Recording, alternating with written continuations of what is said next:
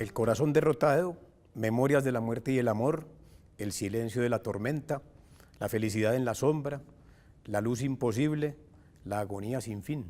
Son los títulos de las obras poéticas del doctor Jorge Valencia Jaramillo, quien nos acompañará en estas dos sesiones del programa El sello personal del egresado de nuestra universidad. Doctor Jorge Valencia, muchas gracias por acompañarnos. Muchas gracias. Oiga, es todo un honor tenerlo aquí porque no solamente el recorrido, sino que es que usted lo acaban de reconocer como el egresado sobresaliente de la universidad en la versión 2017. Pues no, muy honrado realmente. Bueno, ha sido un gran impacto emocional, ¿no? Esta hermosísima distinción. Y bueno, me ha llegado al alma realmente. Pero es que se lo merece porque ya ustedes se van a dar cuenta toda la trayectoria que tiene este cerebro fugado en nuestra ciudad. Yo desde hace miles de años lo conozco porque he sido historiador, he estado muy atento al acontecer social y político de Colombia, y entonces lo tenía como una gran referencia y no habíamos tenido la oportunidad de hablar. Muchas gracias. Aquí se nos presentó. Al fin se dio, al fin se dio. Muchas Oiga, gracias. doctor Jorge Valencia, usted es de San Roque. Sí, señor. Antioquia. ¿Vivió ahí cuánto tiempo? Muy poco, como 4 o 5 años, muy poco. Bueno. Realmente mi juventud fue en Medellín. En Medellín. Sí, sí. ¿Dónde se educó usted? En el liceo de la universidad, ¿no? Y en la universidad. Y en la universidad. Sí, no, todo aquí en Medellín. Bueno, ¿y cómo resulta un poeta de un antioqueño de San Roque, precisamente en medio de esta forma tan agreste que tenemos los antioqueños de ser en la vida y en la cultura? Y nace poeta. Bueno, yo siempre he dicho que es una influencia de mi madre, ¿no? A ella le gustaban los libros, la literatura, y le gustaba mucho la poesía también. Yo digo que el primer poeta que se me quedó para siempre fue Becker, con Volverán las oscuras golondrinas de tu balcón sus nidos a colgar. Eso me quedó de ella para siempre. Entonces yo desarrollé desde joven una gran afición a los libros. Por eso la verdad, digamos los 2 años finales de la secundaria o del bachillerato, yo lo que hacía era leer frenéticamente, de todo, ¿no? Todo lo que yo podía, leía, sin parar, leía y leía. Luego ahí leía novela, ahí leía poesía, ahí leía ensayos, ahí leía historia, ahí leía lo que yo podía, realmente. ¿Y por qué se sintió orientado hacia la economía y no hacia la literatura, por ejemplo? Bueno, porque de las lecturas un tanto existencialistas, que influyeron mucho sobre mí, empezando por Kierkegaard, después Sartre y Camus, tal vez más este último que Sartre. Bueno, eran grandes escritores y grandes filósofos, pero en mi sentir Albert Camus era como más auténtico. Sartre era muy politizado, ¿no? Marxista, entonces le ponía demasiada fuerza a la parte política. Pero a mí me impresionaba realmente, primero, la razón de existir, por qué tan joven, y yo me preguntaba siempre, oye, ¿pero por qué vivo? La angustia de que mi madre se iba a morir, porque todos nos moríamos igual. Entonces yo preguntaba, oye, entonces mi mamá se va a morir. Oye, muy bien. Y al mirar un poco como el mundo, yo decía, oye, pero si hay tanta gente pobre, tantas necesidades, incluyendo nosotros, otros países peor, ¿qué se podría hacer como para que esto no fuera tan mal? Entonces por ahí fue que yo fui llegando a la economía, que pensaba que los economistas, es una ilusión que tenemos todos, ¿no? Parecía la de los médicos que piensan que van a curar a toda la humanidad. Sí. Aquí sería la economía. Y aquí la economía, porque pensábamos que si aplicábamos de manera adecuada las reglas de la economía, los países podían crecer adecuadamente para subir el ingreso y el nivel de vida. Bueno, en fin, entonces por esas razones, un poco elucubrando en el aire, yo dije, voy a ser economista. y por eso entré a estudiar economía. ¿Usted le tocó en qué fase, en qué años estuvo en la universidad estudiando economía? Como 55, 60. Estaba toda la universidad pequeñita, Todavía quedaba en chica. el centro y Así tenía es. mucha calma. Así es. Bueno, doctor así Valencia, es. usted estaba estudiando en el liceo hacia los años 50, pero aunque demos un pequeño salto, usted fue alcalde de Medellín hacia finales de los 70, que estaba la ciudad un poco turbulenta ya. Sí, es cierto. Pero antes de terminar esa parte inicial, quería decirle algo que casi nunca comento, y es que al terminar el bachillerato, la secundaria, como yo tenía en la cabeza solo lecturas, ¿no? No estudios, sino lecturas, digamos que tenía la cabeza revuelta, y entonces yo le dije a mi madre que yo no quería estudiar nada específicamente, sino leer. La no vocación más. era leer. Leer. Entonces fue un momento un poco difícil porque mi madre con razón decía no se puede, porque tienes que estudiar, no te vamos a mantener aquí sin hacer nada. Pero yo estaba muy influenciado por todo eso que leía y contra la voluntad de ella no entré a ninguna A parte. ninguna carrera. No. Entonces me quedé todo ese tiempo leyendo en la casa con disgusto de mi madre. Claro. Y mi padre cuando aparecía, pues peor. Más furioso todavía. Claro, porque decía, ¿qué haces? Pues eres un inútil aquí, en la casa o por ahí con tus amigos, ¿no? Por la calle conversando. Bueno, después del final de ese año fue que pensé que quería estudiar economía. Que ya era estudiar economía. Bueno, entonces ahorita vamos a ver unos mensajes y enseguida nos cuentan cuál fue ese pasaje. Listo. Estamos con el doctor Jorge Valencia Jaramillo hablando acerca de su trayectoria histórica y acaba de ser reconocido como el egresado sobresaliente de la Universidad de Antioquia. Bueno, usted iba a tomar la decisión de estudiar, entonces ¿cómo fue que la tomó? Bueno, entonces al final de ese año de tanto leer y que yo pensaba pues cómo estaba el mundo, qué países eran importantes, cuáles no, etcétera, porque dije, bueno, voy a estudiar economía, ¿no? Porque me parecía un reto muy interesante a nivel teórico, ¿no? Cuando ingresé a la universidad, yo me hice una reflexión. Bueno, no puedo entrar a estudiar economía si sigo con la carga de las lecturas que tenía al terminar la secundaria. No se puede, porque evidentemente esos 2 años últimos del bachillerato los pasé raspando, absolutamente ayudado por los profesores. Eso, con cualquier 3 con 1 ahí. Así, si no, no pasaba. Entonces yo dije, no, esto no puede ser, no puede ser. Entonces dije, haciendo un gran esfuerzo, yo hice lo más que podía, aparte de todas las lecturas, y me dediqué a estudiar. No para hacer un comercial a mi favor, pero sí quería contarle que terminé siendo el mejor estudiante de toda la carrera. Ahí estamos hacia mediados de los 60. Entonces ahí saqué el primer puesto. Correcto. Eso tengo una anécdota divertida. Entonces yo saqué el primer puesto, era el mejor estudiante de economía. Entonces la organización Corona de Locería Colombiana fueron a la universidad y pidieron los 5 primeros estudiantes. Entonces estaba yo de primero, Valencia. Entonces llamaron a mi casa, ¿no? Hablaron con mi madre, que me querían entrevistar. Pero le va a dar mucha risa lo que voy a contar. Así como al terminar la secundaria pensé que no iba a estudiar que más. ya no más, al terminar siendo el primero, yo dije, me voy a hacer un respiro antes de trabajar. Un sabático antes de empezar. Exactamente igual. Que un poco extraño, ¿no? Pero es la verdad.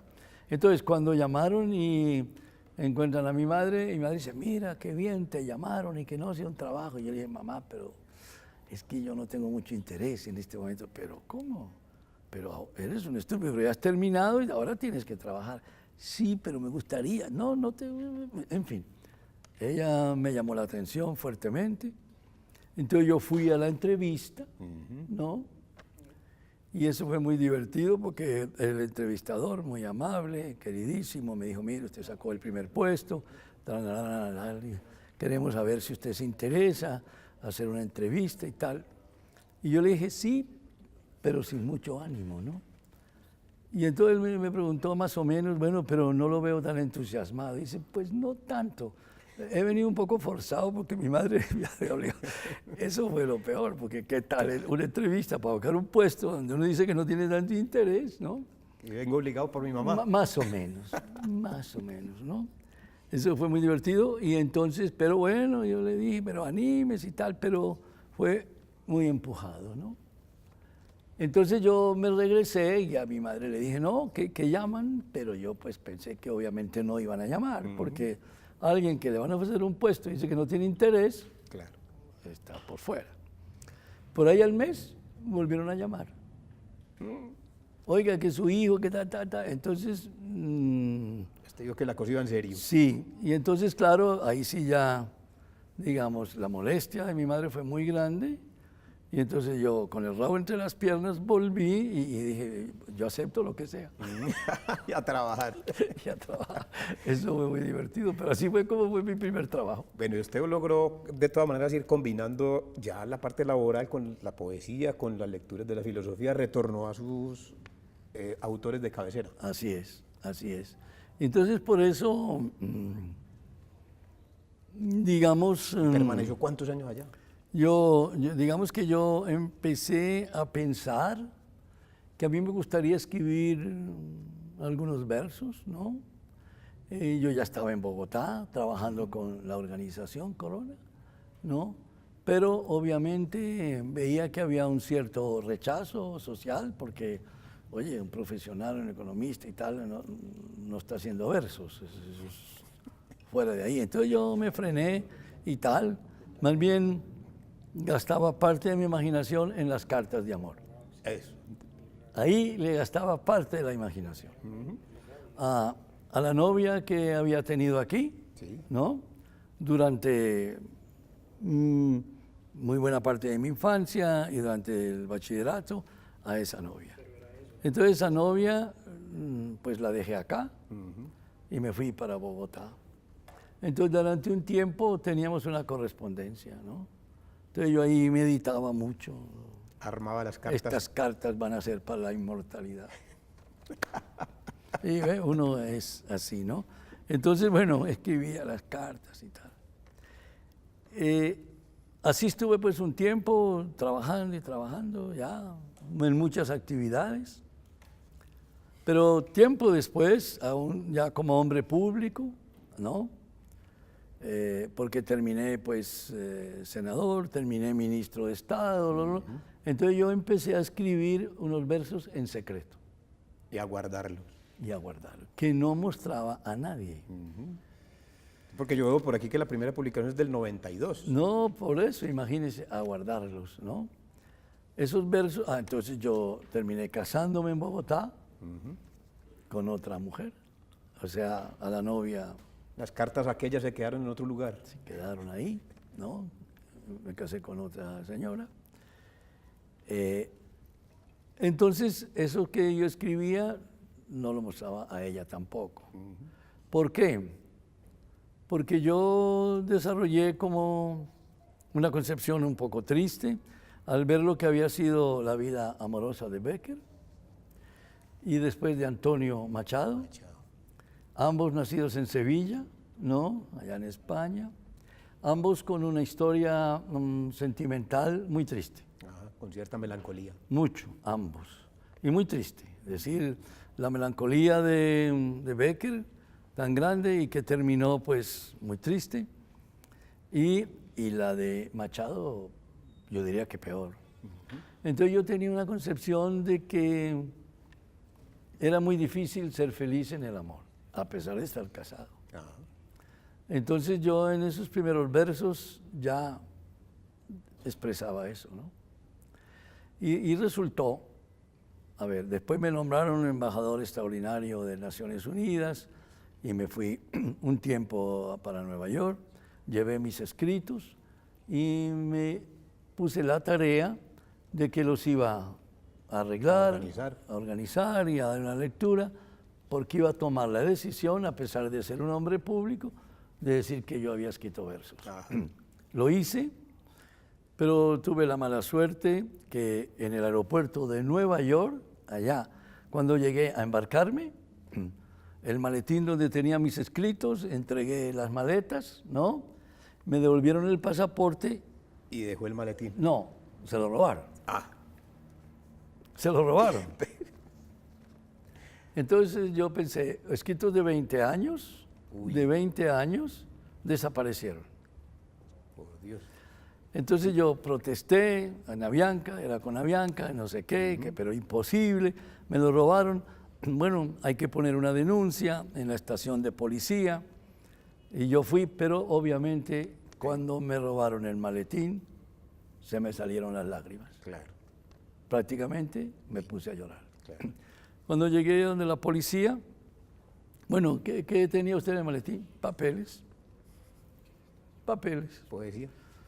Y el tipo, pero claro, el policía no creía que si yo tenía una cara tan descompuesta, dramática, de llanto, era que llevaba una fortuna de dólares en el maletín.